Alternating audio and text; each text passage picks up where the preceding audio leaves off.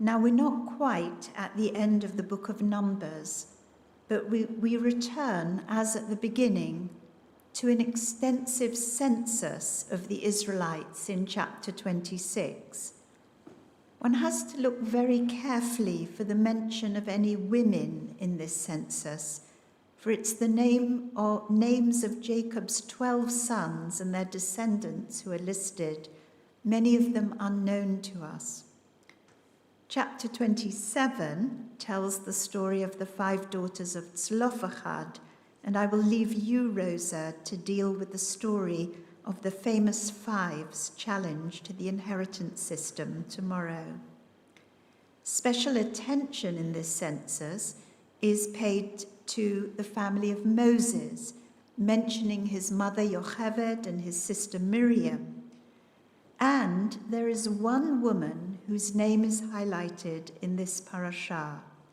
She is the daughter of Asher, who is one of the sons of Jacob and Leah, and her name is Serach, Serach bat Asher, Serach the daughter of Asher. The fact that her name specifically among these scores of masculine names is mentioned here in this parashah is a mystery. It implies, says one contemporary commentator, that she must have played an important role in Israel's memory, but the Torah doesn't preserve her story.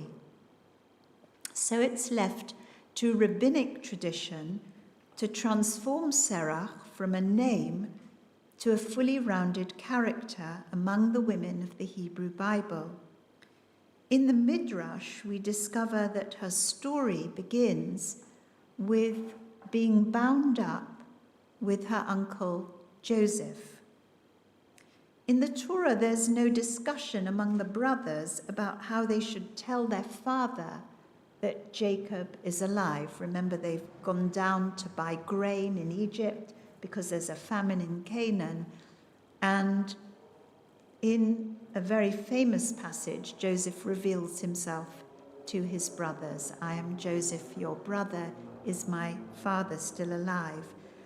The brothers must carry this back to Canaan and somehow disclose this to their father. And in the Torah, they just tell him simply, Joseph is still alive. Yes, he's ruler over the whole land of Egypt. And at that moment, the Torah tells us that Jacob goes into shock. Vayafog libo.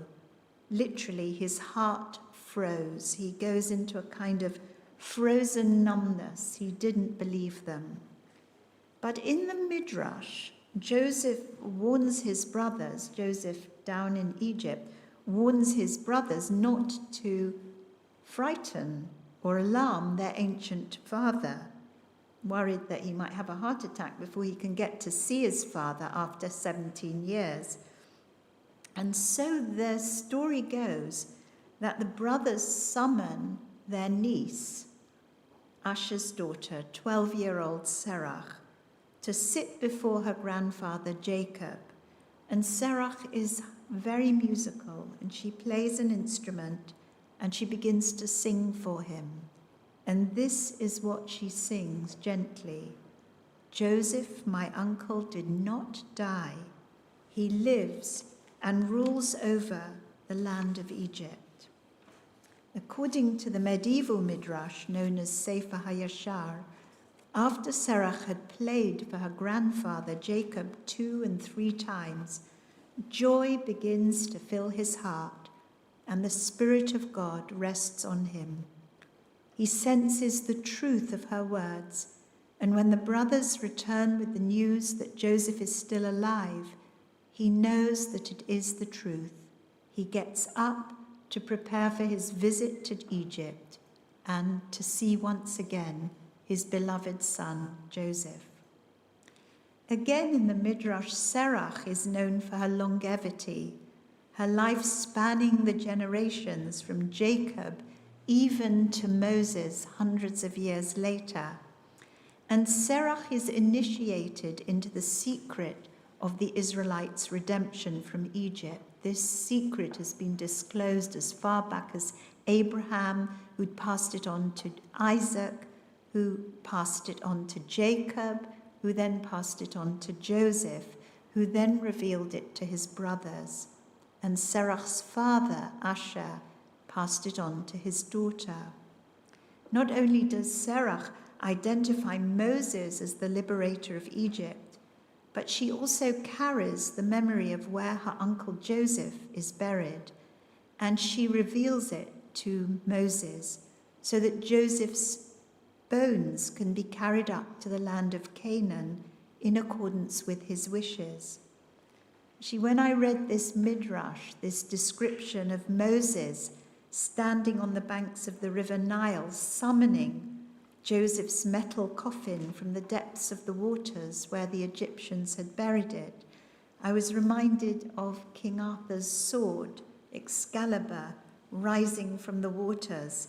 And interestingly, in that legend, there's also a woman, a magical water spirit, who hands the sword to King Arthur.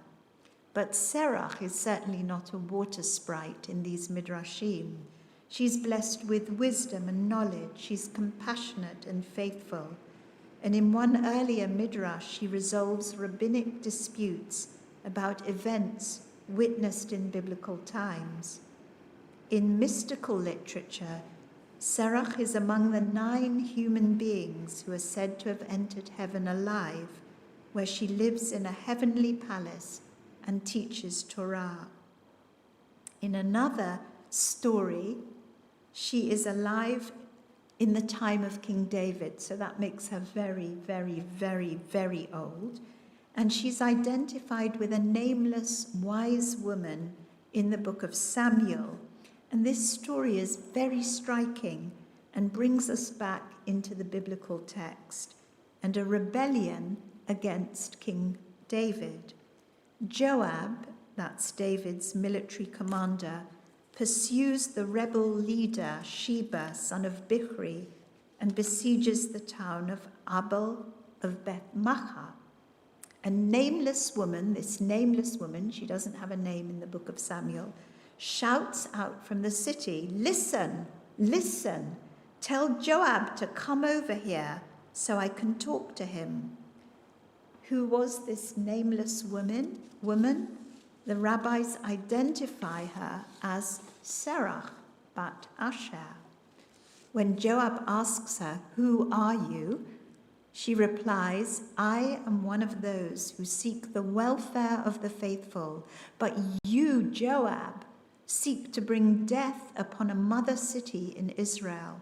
Why should you destroy God's possession?" she says.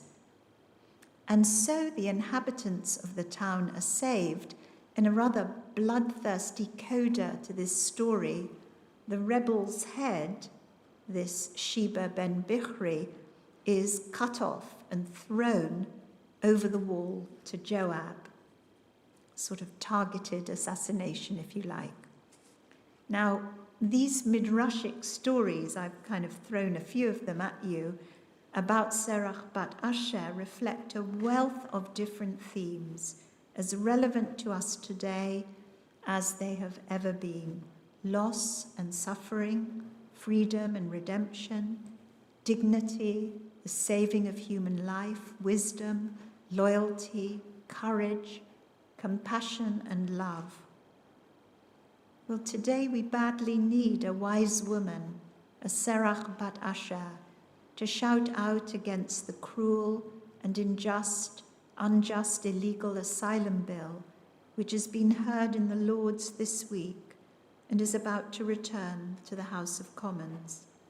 If it is passed, which seems unfortunately likely, it will allow for the removal of people coming into this country to request asylum. It will leave children and adults unprotected and effectively eliminate the UK as a place of safe asylum for those fleeing from persecution and oppression. And we need a wise woman to push back ferociously against the Israeli government's authoritarian assault on democracy, against the impunity of Israeli settlers whose lawlessness is wreaking havoc in Palestinian towns and villages. It's not all on one side. There is Palestinian terrorism to contend with, and weak and ineffective leadership on both sides. Where can we find wisdom, courage, and compassion? Where can we find hope and faith that all individuals in this world, wherever they live, can find the security of a home and a job, freedom of expression and thought, and education for their children, and to be accorded simple dignity? If it is not in the world around us, we must search deeply in the music of our heart, just as Serach found a song of hope and life in her heart as she sang to her grandfather, "Joseph, my uncle, did not die, he lives." May we all find that strength, that resilience and faith to sing a song of freedom to those in chains, and to those in despair, a song of hope and faith. Amen.